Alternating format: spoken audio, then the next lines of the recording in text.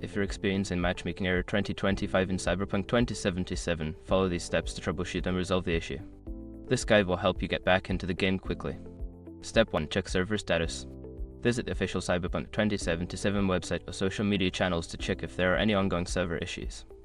If the servers are down, you may need to wait until they are back online. Step 2. Restart the game. Close Cyberpunk 2077 completely and restart it. This can refresh your connection to the servers and may resolve temporary glitches causing the error. Step 3. Verify game files. If you are playing on PC, use your game launcher like Steam or GOG to verify the integrity of the game files.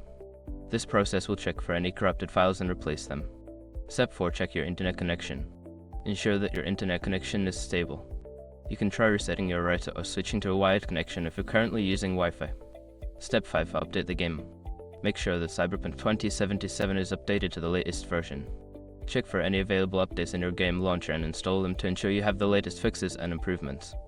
Following these steps should help you resolve Matchmaking Error 2025 in Cyberpunk 2077. If the issue persists, consider reaching out to the game support team for further assistance. Enjoy your gaming experience.